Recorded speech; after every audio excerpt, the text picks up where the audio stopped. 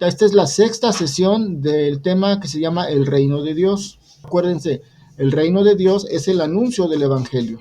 Vimos el comparativo a un reino orgánico, ¿sí?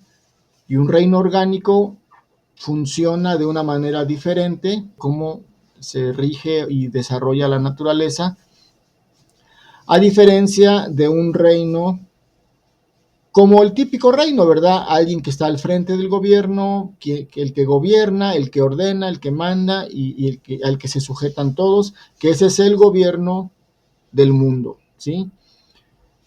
Vimos desde el texto de Primera de Samuel capítulo 8, donde Dios le dice a Samuel las características de un reino del mundo, porque ellos querían un gobernante, ellos querían un rey, en lugar de Dios, ¿verdad? Dios era su dirigente, su gobernante, pero le dijo, no te están rechazando a ti, me están rechazando a mí, le dijo Dios a Samuel. Y les dijo, ¿verdad? Bueno, diles si quieren un rey, van a tener un rey, pero tienen que saber que el rey les va a quitar lo mejor de sus cosechas, les va a quitar lo mejor de su ganado, les va a quitar a sus siervos, les va a quitar a sus hijos, a sus hijas, los va a poner en su ejército, les va a poner a trabajar, es decir, sepan lo que se trata el reino, un gobierno humano, ¿sí?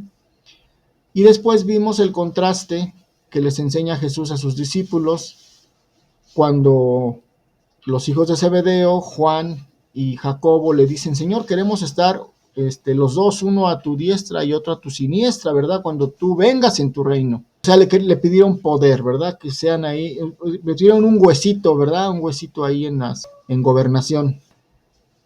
Y todos se enojaron y dijeron, ¿cómo es posible? Y empezó a haber discusión ahí y Jesús los llama y les dice, a ver, deben saber que en las naciones, ¿verdad? Los gobiernos se van a enseñorear de la gente, de sus vasallos, pero eso sucede en el mundo, pero este reino que vengo a formar con ustedes no es así, sino más bien el que quiera ser el mayor tiene que servir, ¿sí? Y pone él el ejemplo, porque dice, el Hijo del Hombre no vino para ser servido, sino para servir y dar su vida en rescate por muchos. Entonces, comienza a poner los fundamentos de cómo funciona el reino. Pero vimos que no es simplemente el servicio como tal, ¿verdad? Hay un principio más profundo, que es lo que hace que el mayor sea por ser mayor, ¿verdad? El que sirve al menor. Y vimos que el reino de Dios se asemejaba más como esa semilla de mostaza, ¿sí? Dice el Señor en Lucas 13:19, dice, el reino de Dios se asemeja, a ver, ¿con qué lo compararé? ¿Cómo les explico, verdad? Es que no es lo que nosotros pensamos. Dice, el reino es semejante al grano de mostaza que un hombre tomó y sembró en su huerto y creció y se hizo un árbol grande y las aves del cielo anidaron en sus ramas. Y cualquiera, ¿verdad?, que estaba esperando un reino en el sentido humano, como lo esperaba Israel, ¿verdad?, un Mesías que se iba a levantar en armas, iba a derrotar a los romanos, iba a devolverles la gloria del reino, como en la época de David. Cualquiera que esperaba eso y oye esto de Jesús y dice, caray, no es lo que teníamos pensado. Muchos se desilusionaron, dejaron de seguir a Jesús pensando en que él no era el Mesías, y otros decidieron creer y ver las maravillas que él venía compartiendo de este reino. Y entonces el reino orgánico es esto, ¿verdad? Como la tierra que alimenta a cada una de las semillas que caen en la tierra y hace que cada semillita desarrolle el potencial, todo para lo cual fue hecho, todo lo que contiene en su interior que pueda ser desarrollado y que pueda ser pleno. Y aquí hablamos de esta palabra clave de plenitud en Cristo, o plenitud del reino. Y entonces vimos el ejemplo del Salmo 3, ¿verdad? ¿Cómo es un hombre pleno dentro del reino? Pues es semejante a un árbol que está plantado junto a corrientes de agua. ¿Y qué pasa con él? Pues que da su fruto a su tiempo, que su hoja no cae y todo lo que hace prospera. Entonces, el reino de Dios no es simplemente un ejercicio de autoridad, sino es un ecosistema en donde Dios es el proveedor de todo aquel que esté unido a él, como esa tierra fértil que provee crecimiento a las plantas que están arraigadas en él.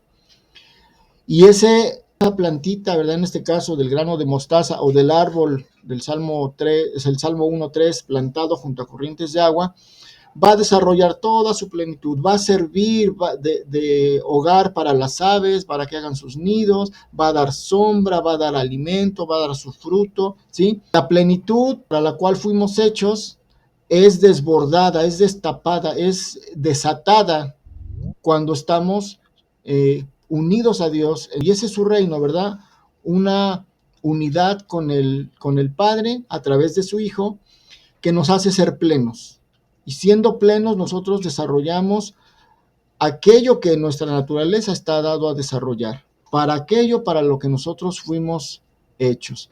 Pero necesitamos estar bien conectados con el Padre, es decir, enraizados, ¿verdad? Como dice Pablo en Efesios, ¿verdad? Cimentados y bien enraizados, en este caso, pues en la roca que es Cristo, y haciendo la semejanza de esa tierra fértil. Vimos el ejemplo de Daniel 4, ya espero que se hayan leído el texto donde Dios le da la visión a ese árbol frondoso que da fruto, que alimenta a todos, y por su avaricia, por su orgullo, por su soberbia, le es quitado y es puesto como una bestia del campo. Estos son los principios del reino orgánico, ¿sí? No solamente es ser humilde y servir, o sea, sí es eso, pero tiene una razón, tiene un fundamento y tiene un porqué. Y cómo es que el Señor, siendo el más grande, ¿verdad? El mayor, él mismo provee plenitud a todos, es decir, se da a sí mismo para servir y que todos, que los que tomen de él, tengan plenitud. De hecho, lo dice Juan, ¿verdad? En el capítulo 1, cuando habla del verbo y dice, y de él tomamos plenitud, gracia sobre gracia. O sea, conectados a él, tomamos de la plenitud de la que nosotros necesitamos para ser lo que él dice que somos. Y gracia sobre gracia, ¿sí? Abundante, abundante, abundante, hasta que nos haga llegar a ser lo que tenemos que ser y nos haga llegar a la meta de nuestro propósito. ¿Sí? No es solamente un ejercicio de autoridad, no es solamente el someterse como ese rey que ordena, ¿verdad? No, es el reino orgánico tiene un orden, ¿verdad? Que Dios ha establecido, pero trabaja en una armonía con principios diferentes. De la misma manera como un cuerpo, ¿verdad? Donde un cuerpo donde hay millones de células, como todas se unen y todas participan de una misma, de un mismo trabajo para un fin común. En este caso, pues darle vida a un cuerpo, y cada célula, cada órgano, cada tejido, cada parte integrante de ese cuerpo trabajan en armonía, sin estar pensando en por qué a mí me tocó esto, o mejor que lo haga el otro, o yo ya hice mucho. Eso es un pensamiento humano que nos va a estorbar para poder mirar el reino de Dios, para poder actuar, interactuar y funcionar dentro del reino de Dios. Y así cada célula está funcionando en la plenitud para lo que fue hecha, ¿sí? Si hay una enfermedad, una célula no está funcionando, no está trabajando bien, hay algo que le está impidiendo una función plena. Ese deterioro de las células pues obviamente trae consecuencias a todo el cuerpo.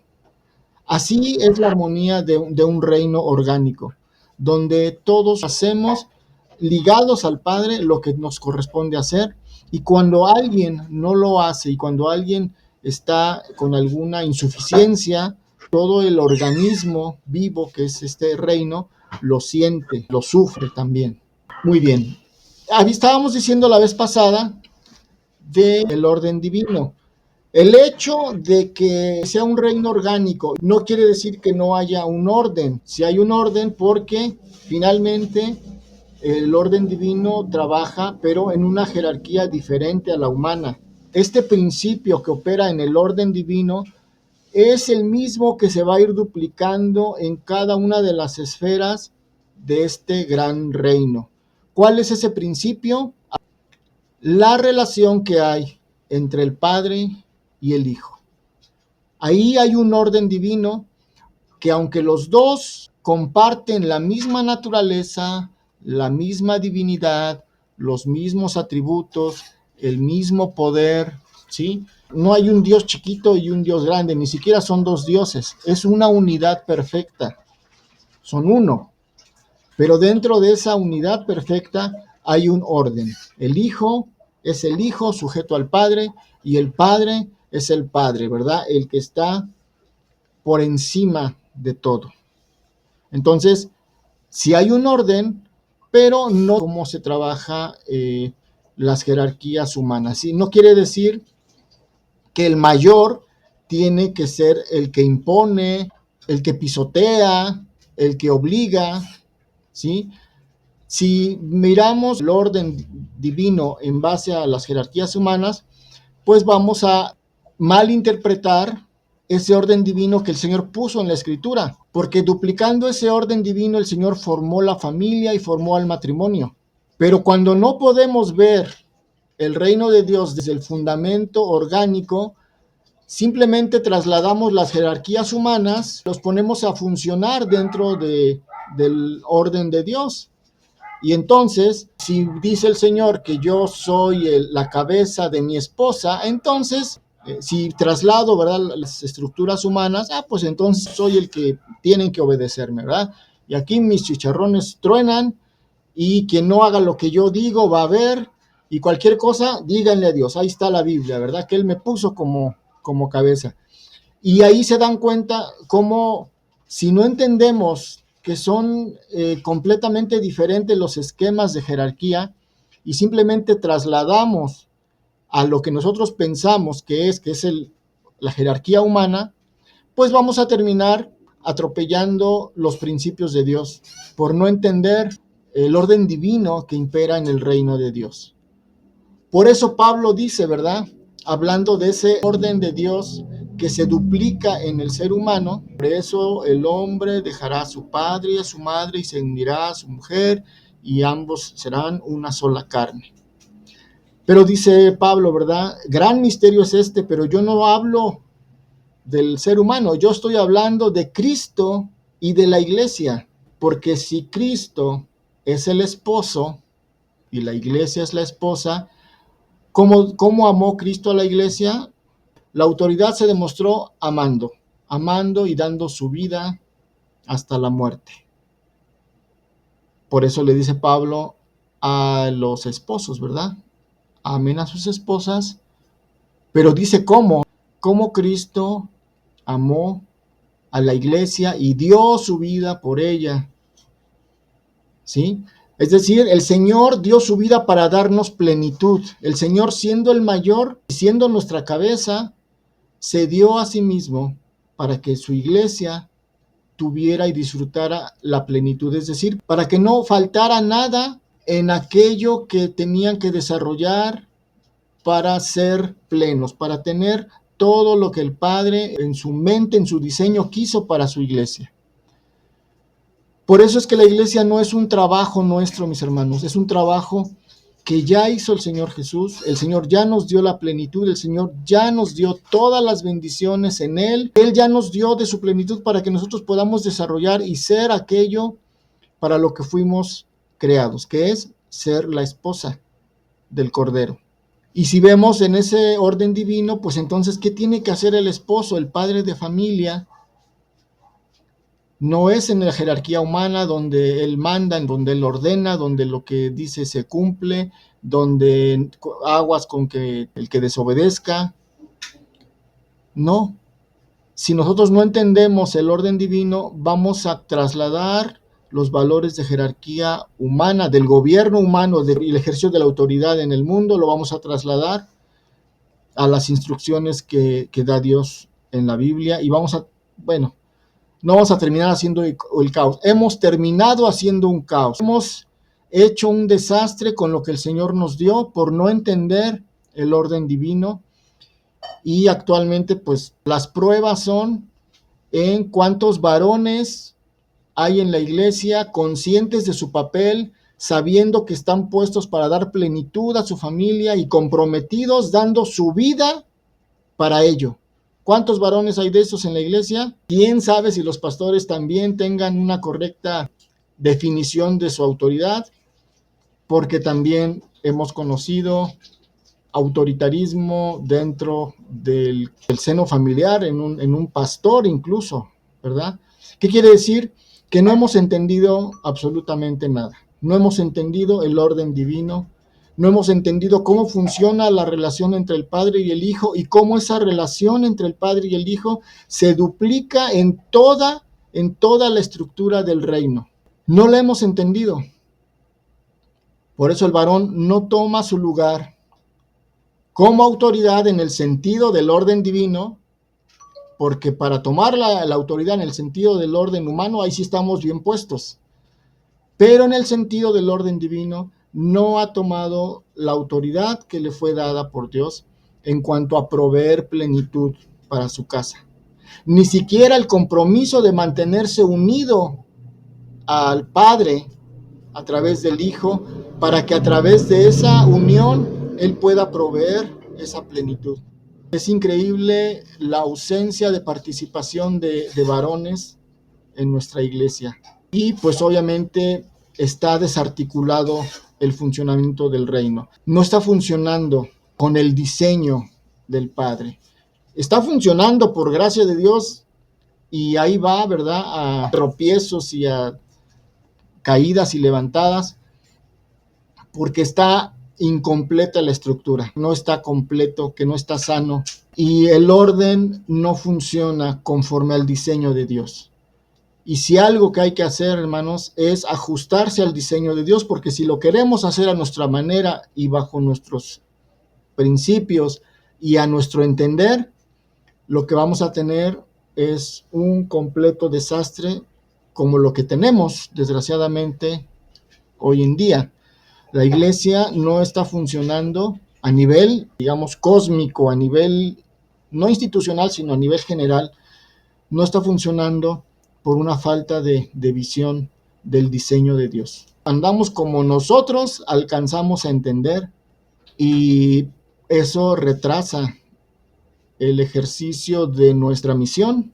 Así que es o no importante comprender los principios del reino de Dios, porque si no, ¿bajo qué principios vamos a actuar? ¿Bajo qué principios? ¿Qué estamos predicando y qué estamos anunciando con nuestra vida y con nuestro testimonio? Pues no sé, pero el reino no. El reino no. Estamos anunciando otra cosa, o la manera en que entendemos nuestra versión del reino, pero no está sucediendo todavía como debería ser. Por eso entonces vimos que entender la relación entre el Padre y el Hijo es importante, porque ese mismo principio es el que va a duplicarse. Ese mismo diseño Dios lo va a poner y lo va a implantar para el funcionamiento en todas las esferas de su reino, en cada parte, en cada lugar. Quiero hoy platicarles un poquito acerca de ese principio de la relación entre el Padre y el Hijo. Se aplica al matrimonio y a la familia. Y hoy quiero que veamos un poquito acerca de cómo es que el Señor concibe a la familia. Sabemos que la base de la sociedad humana es la familia, y el núcleo de esa familia es la pareja, es el matrimonio.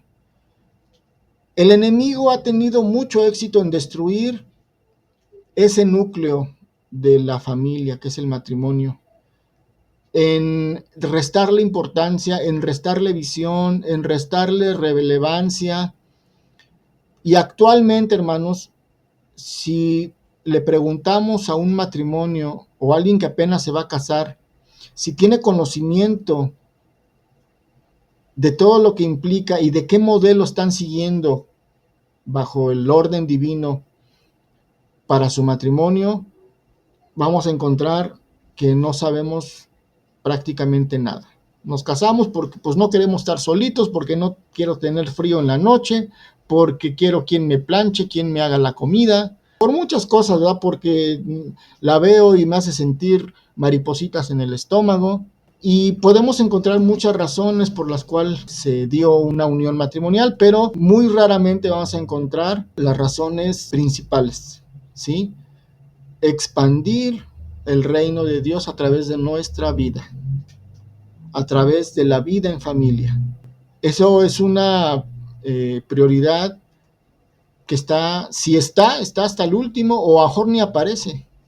La damos por sentado porque pues bueno, pues ahí nos irá Dios guiando. Pero no entendemos que el Señor formuló el matrimonio y lo hizo de tal manera para duplicar la unidad que hay entre el Padre y el Hijo, duplicarla aquí en la tierra. Para hacer realidad la oración de Jesús cuando dijo, Señor, que tu reino venga a nosotros y que así como en el cielo se hace tu voluntad, de la misma manera, con los mismos principios, con el mismo orden divino, que así funcione en la tierra. Eso es lo que oró Jesús en esa oración del Padre Nuestro. Pero muy difícilmente entendemos la riqueza y la profundidad de ese deseo y de esa oración, que nosotros hacemos posible lo que sucede en el cielo aquí en la tierra. ¿Cómo? A través de duplicar en nosotros esa unidad que hay en la divinidad entre el Padre y el Hijo. El primer punto de trabajo y de encuentro para esa unidad es la pareja. Por eso Dios dispuso, primeramente sacó a Eva de un costado del mismo cuerpo de Adán, para que perteneciera a ella, para que sea esa conexión, y fue lo que Adán dijo, esta sí es hueso de mis huesos y carne de mi carne. Es decir, no es mía como propiedad para mí, no, es mía en el sentido de que soy uno con ella. Esta mujer y yo somos una sola cosa, y aunque somos diferentes, porque no hizo a dos hombres, no hizo a otro hombre, ¿verdad? Hizo a una mujer, y una mujer es diferente a un hombre no solamente en la anatomía ni en la fisiología, sino también en el aspecto emocional, intelectual. Es diferente en muchos sentidos. Pero esa diferencia no es para tener choque o para tener incompatibilidades. Esa diferencia es para tener un complemento. Lo que le falta a uno lo tiene el otro. Y solos no pueden llevar a cabo la tarea que Dios les puso de gobernar el mundo. Lo tienen que hacer en unidad y tienen que mostrar que son uno, poniéndose de acuerdo, así como el Padre y el Hijo siempre se ponen de acuerdo, siempre están en armonía, y el Padre diseña y ordena, y el Padre tiene todo para beneficio de su Hijo, y su Hijo ejecuta todas las órdenes para deleite de su Padre. Así es como funciona un matrimonio. Así se duplica el orden divino. No es imposición, no es machismo bíblico, como también algunos lo tachan, porque no entienden los principios de Dios. Es el orden divino que estableció y que con ese mismo orden está haciendo que todo su reino funcione. Hermanos, yo sé que es muy amplio y no se puede tal vez encapsular en un solo concepto, pero si pudiéramos en una frase poner lo que es el reino de Dios, que englobe esos aspectos importantes, podríamos decir esta frase que está aquí. El reino de Dios es la vida de Dios fluyendo desde nuestro interior para libertad y para manifestación de todo lo que Él es. Si pueden capturar la pantalla, anótenlo o revisen el video después. Pero analicen este concepto, ¿sí? El reino de Dios es la vida de Dios fluyendo desde nuestro interior para dos cosas. Uno, para libertad y otra, para manifestación de todo lo que Él es. Dios se manifiesta a sí mismo a través de su vida que está fluyendo en nosotros, y esa es la manera en la que Dios se imparte en toda la creación. Dios impartiéndose en cada criatura de su reino. Dios se vierte, se manifiesta y fluye en la vida de cada una de sus criaturas a través de ese sistema armónico que hay en el reino orgánico. Por eso hablábamos de las plantas, ¿verdad? Porque todos los nutrientes que contiene la tierra pasan por las raíces y forman parte de la nutrición de la planta, y esa planta concentra esos nutrientes en sus hojas o en los frutos, y ese fruto da alimento a otra criatura, y ahí viene la semilla. Es decir, todo ese ecosistema que conocemos de manera natural nos evoca a los principios con los que Dios diseñó su reino para que fluya de una manera natural. Y algo importante, mis hermanos, es que siempre lo que va a producir el reino de Dios al llegar a nuestras vidas, al ser parte de él, al asimilarlo y poderlo ver, siempre lo primero que va a producir es libertad. Para libertad es que nos ha llamado. Y este es un concepto muy amplio, y yo creo que vamos a tener un estudio específicamente para hablar de la libertad, porque no es simplemente lo que entendemos, ¿verdad? Como el hacer lo que queramos y lo que se nos plazca, como pues lo que entendemos el libertinaje, ¿verdad? No, la libertad no tiene que ver con eso. La libertad tiene que ver con romper ataduras que cuando el reino de Dios no está presente, están presentes en nosotros esas ataduras. Somos esclavos, somos prisioneros, y el reino de Dios produce libertad. La libertad va aliada y va unida con la plenitud. No puede haber plenitud si no hay libertad. Primero, lo primeritito tiene que producir libertad. Por eso Jesús le dijo a los judíos, ¿verdad?, que van a conocer la verdad, y la verdad es la que los va a hacer libres. Es decir, va a hacer que rompan esas cadenas de esclavitud para poder unirse al flujo de vida del reino de Dios.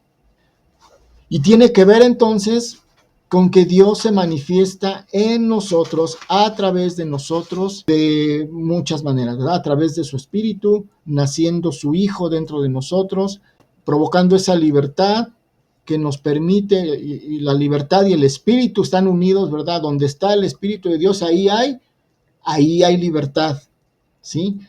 Aquí vamos a ver algunas cosas que tienen interrelación, pero tiene que ver con esa conexión, con esa vida de Dios que fluye a través de ese ecosistema, por decirlo así, orgánico llamado reino. Entonces, necesitamos tener todo lo necesario para entender ese reino, para poder ver ese reino, porque Jesús les dijo, ¿verdad? Todo aquel que no sea, o sea, que no tenga algunas características importantes que él las vio en los niños, dice, no va a poder ver el reino. O sea, ahí va a estar el reino, pero no lo puede ver. No es que él se lo prohíba, no es que Dios diga, no, tú no entras, tú sí entras. No, ahí está, tómenlo, tomen de la plenitud. Pero si no tienen ciertas características, no van a poder verlo, no van a poder entrar, no van a poder disfrutarlo, porque nos produce esa ceguera, esa esclavitud. No le damos paso a esa libertad. La próxima semana voy a hablar un poquito más de esto a través de las bienaventuranzas, pero ahorita quería enfocarme solamente, ya vamos a los últimos 10 minutos, a lo que es el concepto de ese principio, ¿verdad?, dentro del reino de Dios, que tiene que ver con la familia y que tiene que ver con la pareja, con el matrimonio. Es bien importante comprender eso. No son conceptos teológicos, sino práctica cotidiana. Manifestar ese reino, con manifestar lo que Dios es a través de lo que nosotros somos. Y si no entendemos lo que nosotros somos, no vamos a poder manifestar lo que Dios es. Entonces su reino no va a estar fluyendo. No estamos expandiendo el reino, ¿sí? No lo estamos dando a conocer. Expandir el reino de Dios no es predicar, no es ir a tocar puertas con la Biblia. O sea, no está mal hacer eso, pero eso no es hacer que el reino de Dios se extienda. Cuando hacemos que el reino de Dios se extienda es cuando nosotros lo vivimos, lo entendemos y entonces nuestra vida predica, nuestra vida da testimonio. La gente se va a dar cuenta que estamos funcionando en una existencia, en una frecuencia, no sé, en un modo de ser diferente al del mundo. Y entonces somos luz y somos sal y manifestamos algo que la gente no puede ver en el mundo. Y entonces entiende y cree, para que crean, ¿verdad? Para que vean tus buenas obras y alaben a nuestro Padre. Es decir, lo que la gente ve, esa es nuestra predicación. Esa es nuestra manera de expandir el reino. No es aprendiéndonos los textos, irlos a tocar puertas y andar. Les digo, repito, no está mal eso, pero a veces pensamos que solamente eso es llevar el reino de Dios. Eso es una parte, incluso esa parte muchas veces no la entendemos bien y no la hacemos bien, y lo que hacemos es que la gente ya no quiera saber nada de Dios por nuestra forma de actuar. Entonces hay mucho que corregir, hay mucho que hacer, pero si entendemos esto, si lo vamos asimilando, vamos a darnos cuenta cómo es algo que fluye natural. El reino de Dios en medio de nosotros, a través de nosotros y con nuestra misma participación, con nuestra misma vida, se extiende, se difunde, se imparte. Y es algo relativamente sencillo, pero necesitamos entender cómo es que funciona para que sea una realidad, así como el Señor Jesús nos lo dio a entender. Para duplicar la relación del Padre y el Hijo hacia su reino, tiene que ver el que haya elegido un pueblo, el que haya puesto en medio de la sociedad, ¿verdad? El núcleo de la sociedad, una familia. Porque si se dan cuenta, no eligió solamente a un grupo de personas, eligió a una persona, y de esa persona iba a traer bendición para su familia, y a través de su familia iba a dar bendición a varias familias. Es decir, se fue duplicando en un esquema familiar esta bendición. Por eso Génesis 12:3 dice: bendeciré a los que te bendijeren, y a los que te maldijeren maldeciré, y serán benditas en ti todas las familias de la tierra. Obviamente eso era una bendición por medio de Abraham para toda la tierra, pero Dios lo pone en términos de familia. No dice simplemente y bendeciré en ti a todos, ¿verdad? A todos y a todo mundo. Sí tiene importancia el término familia porque está hablando de qué manera va a hacer Dios esta bendición, de qué manera va a hacer que se propague a todo el mundo su bendición, y dice que va a ser en un esquema de familias, a través de las familias. El Señor, cuando crea la familia, la crea con una intención, ¿sí? La misma familia es una representación, es una sombra y figura, nuevamente seguimos hablando de este concepto, para darnos a entender aspectos del funcionamiento de su reino, pero en cosas visibles, en términos que nosotros podemos entender y ver, como es el núcleo familiar, un seno familiar. Así que la familia viene a ser algo bien importante en lo que es el reino de Dios y la manera en que va a funcionar expandiéndose hacia todas las naciones. Desde antes de Abraham, cuando el Señor rescató o salvó, ¿verdad?, por medio del arca a Noé, no lo hizo a nivel personal, sino lo hizo a nivel familiar, ¿sí? Fue Noé con su familia.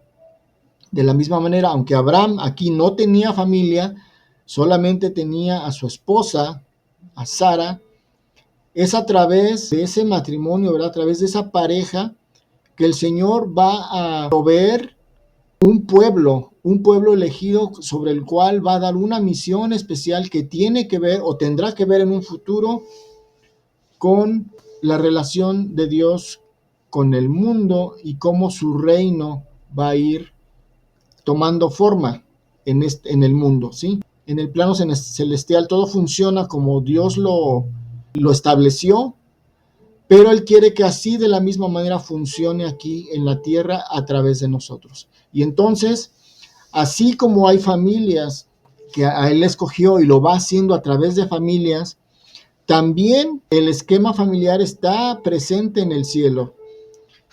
Efesios 3, 14 y 15, por medio de una oración de Pablo, nos revela también una importancia en las familias. Por esta causa doblo mis rodillas ante el Padre de nuestro Señor Jesucristo, de quien toma nombre toda familia en los cielos y en la tierra. ¿Sí sabían que hay familias en el cielo? El esquema familiar, mis hermanos, nació en el cielo, no en la tierra.